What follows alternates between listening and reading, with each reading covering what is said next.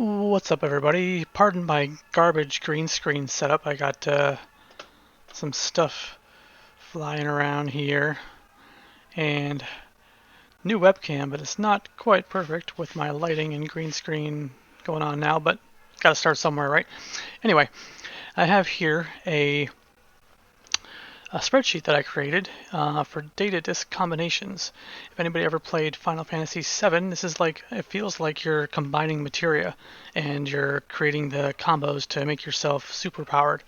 So these data disk combinations for Star Wars Galaxy of Heroes in the new game mode Conquest.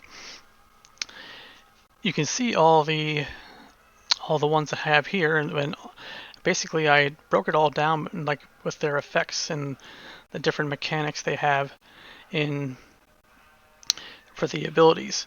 And what I did was I broke it all down for the effects that you have here, so I could easily search for the ones in question that would work well together. And what I did was I came up with a list at the bottom here of great data disk combos. And let's just go over them. And these are the best ones that I can think of. I'm sure there's a ton more. I'm sure there's 1,000 more that I haven't thought of. So here we go. So there's this combo here. These two here will apply for Terminator Reduction. Ruthless Swiftness. When an enemy falls below 100% health, all allies gain 17% turn meter. And this Ruthless one is going to appear in a couple different ones, and this one could appear in a couple different ones, so there's going to be some overlap here, but this is kind of, if you're really looking to reduce turn meter, then these two here are the combos you want to go for. And right here, it has 1 and 1. That's how many dots it has on the data disk.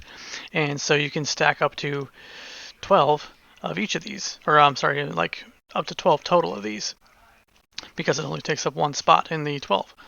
And the plus here means that there are different tiers. There's a gray and a green and a blue usually for when it has a plus here. So you can go up from this number here or up from this number here, and then basically just make it even better. So turn meter reduction, if you're looking for that, then these two here would be a good way to go. For debuffing enemies, these are all the ones that apply for debuffing enemies. And conveniently, 1, 3, 4, 8, 10, and 12. Conveniently, you can have one of each of these and have be hitting all of the spots. Or you could have 2 of these, or 2 of these, or 1 less of these, since this Dread one here seems like a really powerful, rare one, and you might not even have that one. I don't have it yet on my own, so I could find another 4 of these to make the slots for 4.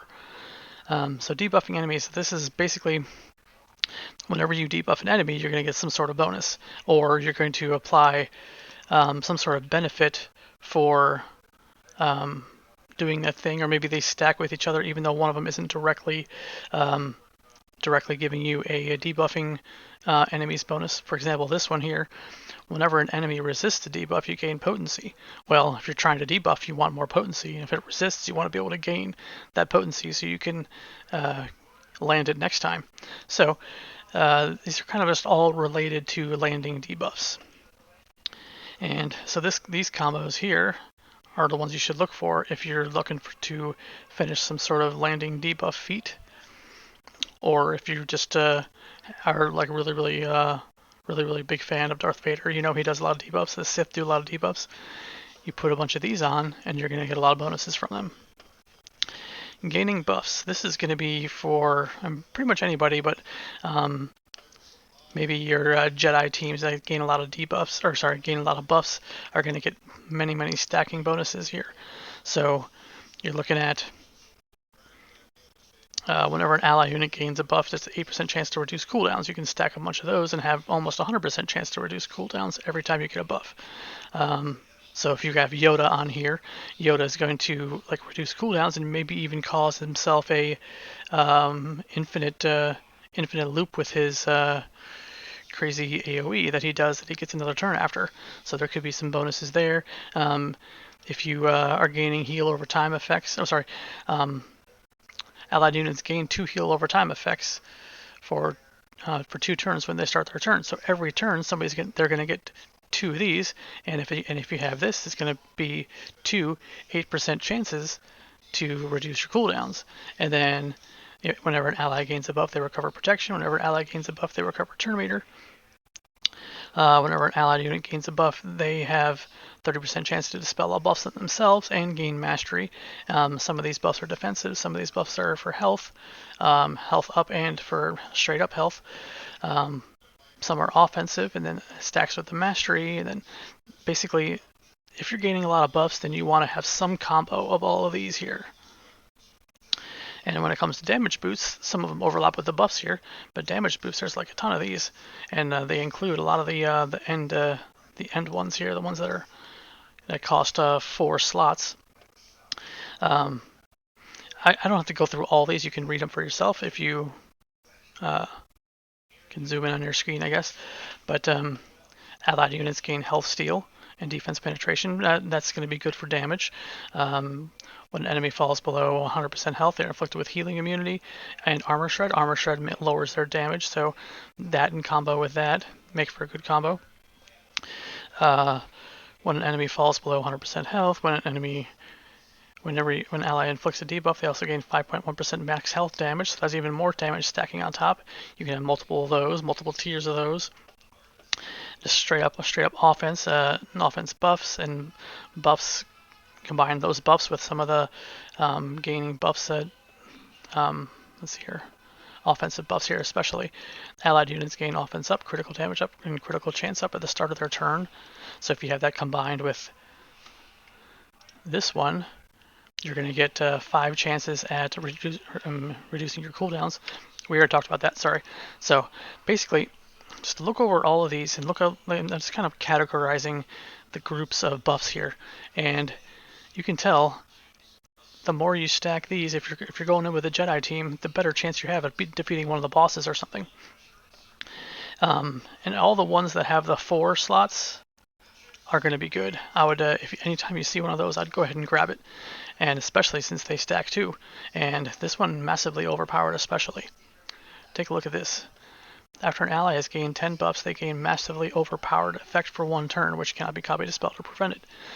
Massively overpowered. The next time this unit hits, and next time this unit uses an ability during their turn, they also deal massive damage to the target. Massive damage is an automatic 99999 damage to the target. And if you have this on your team and you're gaining a bunch of buffs, your Jedi are going to be crazy good. There's a survivability category here. With heal over time effects, gaining health steal, defense penetration, gaining buffs and gaining protection, gaining buffs and gaining health back, having just everybody have high max health and high max protection. This combo here is going to make yourself really survivable. If you need to last a bunch of turns, then you're going to want a lot of these. Say you need to, one of the feats is inflicting thermal detonators on your enemies. Well, how do you do that? You're bringing your Jawas. You want your Jawas to survive longer. Maybe you have your 6 Jawas or something. You give them a bunch of these survivability stuff, and maybe they'll last for a few turns, and then you'll save some energy, and you can go in once or twice and get all your feat done, or maybe instead of just dying immediately and not getting any of the feat done. Sub-health combos. This is an interesting combo here because these all affect when an enemy falls below 100% health. And when an enemy falls below 100% health, they're inflicted with healing immunity and 2 stacks of armor shred. There's synergy there. When an enemy falls below 100% health, allies gain 10% offense. When an ally falls below 100% health, they gain 17% Terminator. Actually, I think that one deserves a ++2. I think there's multiple tiers of that. Deadly momentum here. All allies have 30% shield penetration and 30% offense when an enemy falls below 100% health. Okay. All allies have 30% shield protection and 30% offense when an enemy falls below 100% health. Data disk effects trigger when an enemy falls below. So basically, this is activating all of your other sub 100% health data disks at 70 and at 40%. So how awesome is that? That is freaking great. And this one here, Dread, this is a really interesting one. At the start of each allied unit's turn, they inflict fear and plague on a random enemy for 2 turns. When the fear expires, they take 25% max health damage. This is there because plague, I believe, if I'm remembering correctly, when you have plague and you have Night Sisters, you can do damage directly to health without having to go through protection. So that's why this one's on there too. It doesn't really directly apply to sub health. You have to, kind of have to. The plague itself is kind of what makes it combine with the rest. But and then there's special combos here. Leader's Resolve just gains a bunch of bonuses for the leader. This here, Booming Voice right here, is a bunch of bonuses for the leader whenever the unit in the leader slot uses an ability, it calls other allies to assist. And this one here, allied units call themselves to assist whenever they use an ability during their turn. So basically, there's a bunch of assisting going on with synergy with the healers and the rest of the team. So basically, you're pretty much going to be limited to what the data discs you have, but if you go into it knowing which combo you want to beat a certain thing, maybe you have a Jedi node coming up and you want to, or maybe you have a node coming up that you need to use Jedi for, then gaining buffs would be a good one to have so you can possibly get through a boss fight or something. Or if you know that maybe your only maxed out team is going to be Night Sisters, then you want to do the sub health combos here.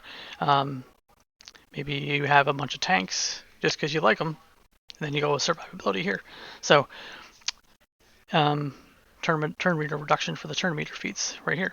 So anyway, hopefully this was helpful, and hopefully my weird webcam green screen situation wasn't too annoying. Maybe once I get to 1,000 subscribers, I can make some money and afford to upgrade my stuff. Alright, so thanks for watching, and talk to you later.